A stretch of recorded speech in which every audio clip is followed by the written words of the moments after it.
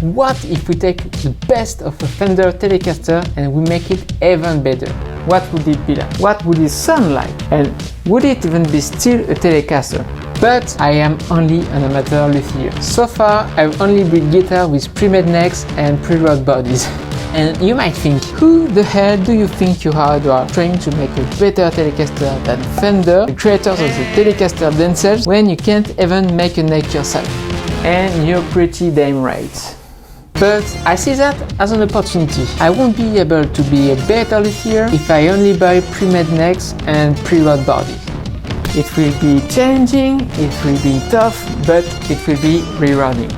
Well, I hope. Oh boy, I was right. That was my most difficult guitar project I have ever done. Oh non, mais ça me saoule. I had to work so hard and do things over and over again to get to the end. Oh putain. But first, I need a plan. What makes a Telecaster a Telecaster? This is my interpretation, and I know everyone has their own, but for me, it's the single-coil Telecaster pickups, obviously, with the bridge pickups mounted on ashtray-style bridge, a solid body, a 25.5 inches scale length, a bolt-on neck, one volume, and one tone. Okay, that's great, but now, what's my plan? How to improve a Tele-style guitar in respect of those specs? First, this might be personal, but I think offset guitars are really more comfortable and cool looking. 2. If you have ever played a Telecaster, you know that it's a beefy chunk of wood, with no arm contour or belly cut. So, to be more comfortable, I will go for it.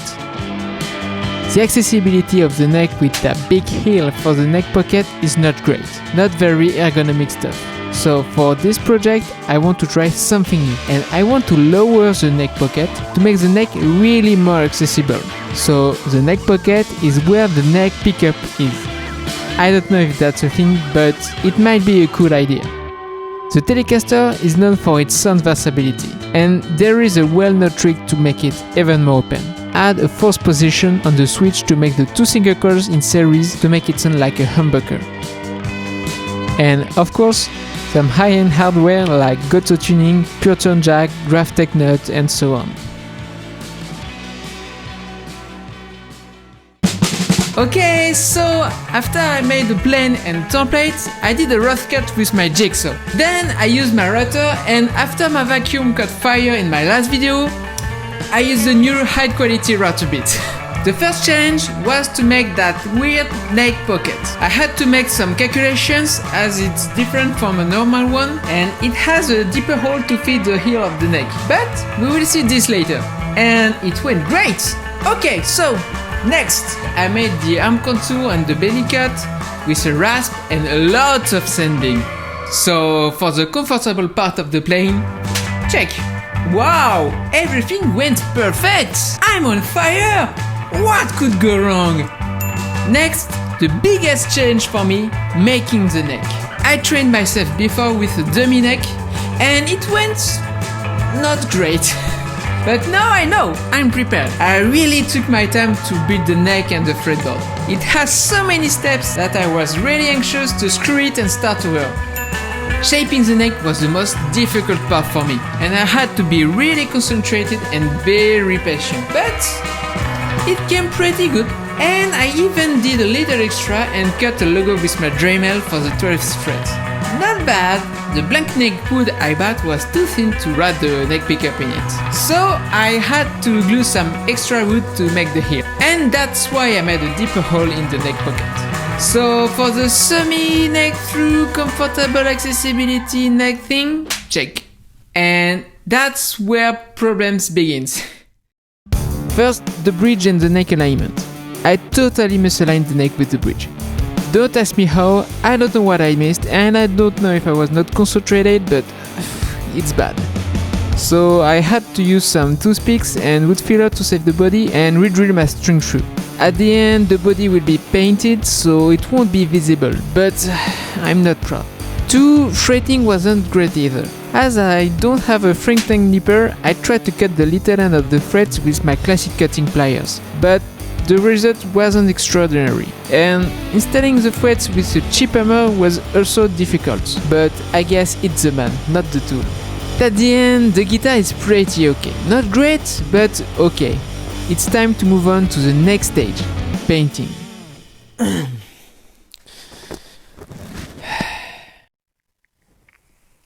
Okay, well, where do I begin? So I painted the body as usual. I chose a kinda soft green color, but that's not the problem. See, I wanted to try something new. Again. And oh boy, I regret. For those who don't know, when you're painting a guitar, over the painted color you have to spray a clear coat. And for a harder finish, you spray a polyurethane finish. But it's very toxic and it smells very bad. And I'm working in my garage, in my house, where I live with my wife. So you know, it's not very fun for her when I'm doing that. So I thought, why not doing a clear coat but with epoxy? Because epoxy is a hard resin finish and the product I want to use needs to be applied with a brush. And it's odorless. So I was thinking, yeah, perfect for me. And even if like everybody on the internet said that it's a bad idea, I wanted to give it a try. I'm so ashamed of the results. I've never seen a paint job this bad in my life. There are drips everywhere. Even though I use the level, the thickness of the epoxy is not uniform. There are holes in some places. It's horrible, catastrophic, pathetic, you name it. It's so bad. And there are even flies in it. And of course, when it's dry, it's hard as f. And you know what? I'm an obstinate man. And I sanded all the epoxy to make it flat again. But, of course, I passed through the paint. So I painted it again. And I did it again, the epoxy thing. But to be fair, this time the result was not that bad. No drips. But there was so much dust and flies in it. I was so down. And my wife told me, Edouard, you could do a sparkle finish over it, so that way we don't see the dust anymore. And you know what? It was a great idea. You know, highlighting what shouldn't be seen. And I did it. I sprayed sparkles over it. And then, this time, I sprayed a clear coat. And I did the classic sanding and polishing process. And it was bad.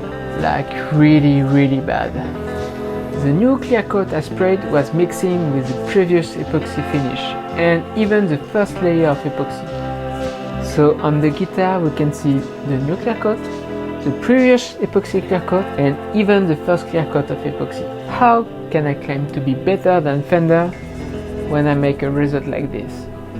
And on top of that, at the same time, I had the news that I lost my job, like my regular job. It's very complicated, but now I'm like jobless. I had to take a long break and think all about this. And after a few weeks and a lot of thinking, I decided to see this employment situation as an opportunity, I guess. Because see, we French people may be very bad at English, but we receive stated and money when we lose our jobs. And this is a chance for me to be better at guitar building and YouTube stuff. But I have to prove myself that I can be good at this and have a professional-like result. And I must finish this guitar project. It's not longer about making the best Telecaster or whatever. It's about being able to make guitars that are worth making, worth looking, and I hope worth buying. Until now, it's only been a hobby, but now things are getting serious. So I took the risk of investing the money I received in solid, reliable and accurate tools for my guitar projects. And also, thanks to the help of my family and my wife, I've really equipped myself. Very good quality bits for my router, an oscillating spindle and belt sander, a portable drill press, a fret arbor press for my fretboard, specialized fret pliers, and above all, the tool that's going to revolutionize my entire workflow, a reconditioned Shaper Origin V1 and high quality bits. Yes, it's a recondition, but it's still very expensive. but I'm so stuck about it. And I have also reorganized my garage to turn it into a real workshop. I want my guitar to be perfect, so I'm starting my whole Telecaster project all over again. Yes, from scratch. And maybe you think I'm crazy, but it's important for me. I want to have a professional result. I want to be a pro. And maybe you're wondering if I'm starting my guitar project all over again, from scratch. What about the first guitar, the soft green one? What it's going to be? And stay to the end, cause I have a surprise for you. Thanks to the experience I've gained and the precision of my new tools, I'm avoiding all the mistakes I've made in the past. When you have the right tools, things work a lot better.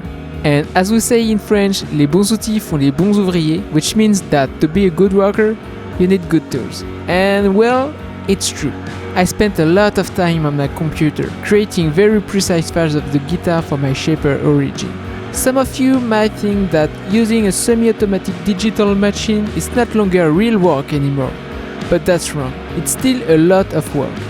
It's just a very precise tool.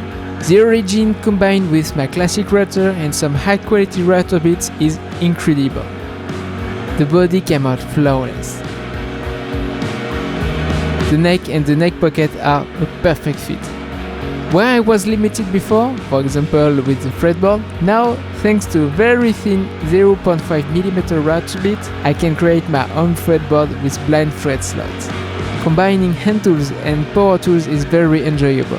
My new body was ready, my new neck was ready, and my new fretboard too. It was time to glue the fretboard onto the neck. And then I heard... Well, that's not a good sound when you're doing glue up. I tightened one of the clamps too hard and I end up cracking the wood. And I could try to repair it with wood glue and sawdust. But you know what? I said I wanted a professional result. So I bought a new neck blank and a new fretboard blank. And I started the neck all over again. The entire neck. This is walnut, by the way. I could be upset, but I have a goal to achieve, and I see this mistake as yet another new lesson to learn from. It's all part of gaining experience, I guess. And after hours and days of making that guitar again, there is one last step left. The same that crushed me last time. Yes, painting. And I wanted to change the color. And I choose a peach shade between orange and pastel pink. It's a very nice color. And finally, the crucial step, the clear coat. I was very nervous. Starting over once again was not an option. I had invested too much time and money in this project. This time I was lucky. It was the end of the summer, the weather was good and warm, so I was able to do it with my garage door open. But I will have to find a solution for the future and the winter. And I'm very pleased to tell you that it went perfect. And thanks to the origin, I even engraved the logo in the headstock. And I went for a matte finish because for the pigward I had a new idea and I love it. And I mean, look at this, isn't it beautiful? To make it, I glued veneer wood and I glued them together. And then I can't show you because I had a camera issue during the recording and the files are corrupted. But I can show you this 100% accurate recreation of what happened.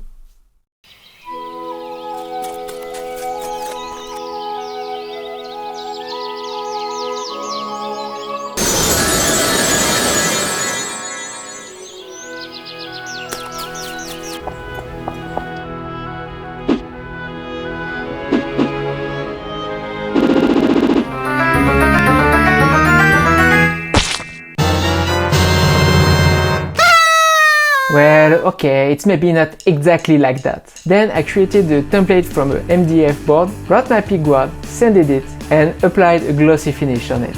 Isn't it incredible? I mean, look at this. I love this shiny blue. It's very complementary with the orange matte. And I love the fact that you can see the wood on the trumper. I know this sparkly look may not appeal to everyone, but when it's just a pigward and not an entire guitar, I find it amazing. Now that we have all our components, it's time to make adjustments on the neck, the fretboard and the nuts, and then move on to the final assembly. Yes! Hey, okay, I just want to say something quick here while the other hardware is working. As you can see, I love making guitars. Trying my best to create cool and unique guitars and crafting them with the most care I can. But here's the thing, it costs a lot. In fact, just the wood, the hardware, the tools and their consumables can easily reach up to $1,000. And I'm not even talking about the time spent. Making guitar is really expensive. And I'm not complaining, this is my choice, of course. But as you may have noticed, there are ads running on my videos on this channel. I want to make it very clear that I don't earn any money from those ads. See, on YouTube, I can't monetize my videos until I reach 1,000 subscribers and 4,000 watch public hours. And I'm in a long way from that right now. So any revenue generated from those ads goes directly to YouTube and does not come back to me. So this is a really long speech to say that if you want to help me, first you can subscribe to this channel and help me reach 1,000 subscribers. That would be awesome. 2, you can watch this video entirely and until the very end for the public watch hours thing. 3rd, some people asked me about this in the last video. I published the Mariposa guitar playing on my website. This is only a $14.90 product with PDF files and how to print it with your home printer. And last but not least, I've made a store on teespring.com. This might sound really weird because I'm a really small YouTuber. I have only 500 subscribers, but this can be a way if you want to show me your support and grab a t-shirt, a hat, or those amazing really cool socks. Sounds familiar, right?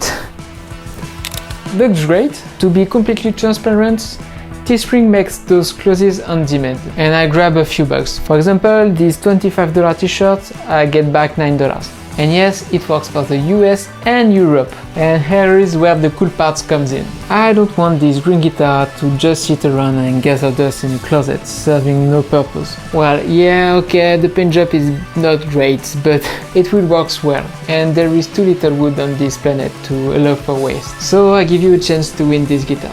I will randomly select a name from all the purchases of the Mariposa plane or the Teespring orders to offer it to one of you. The guitar will be finished. It's kind of a golden ticket. All the details are in the description.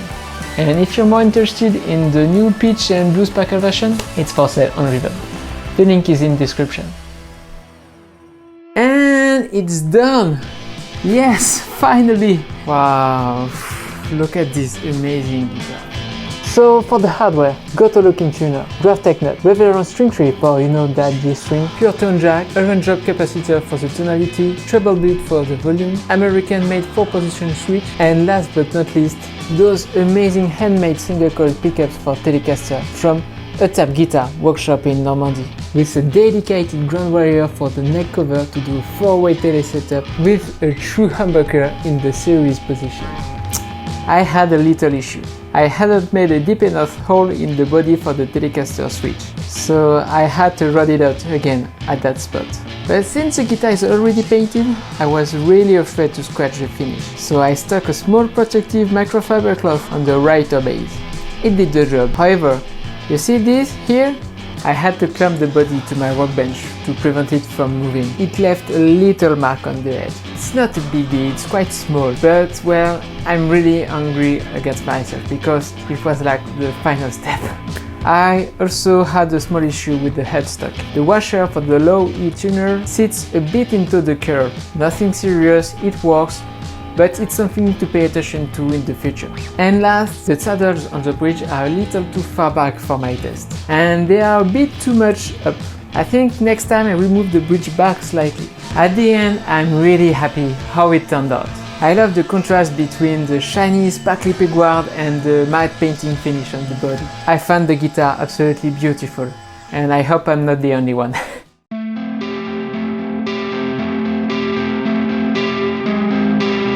So in the end, is this guitar better than a Telecaster? Well, I don't really know. I would never be better than a pioneer who invented and started making solid body guitars. I was simply following a path that was already laid out, trying to make my own contribution. So it is better? I guess it depends on the player. For someone who wants a Fender Telecaster, then no, it's not better because it won't even consider it a tele. But if you are someone with an open, curious and creative mind who just wants to have fun and own a unique and very ergonomic guitar, then yes, it's the right guitar for you.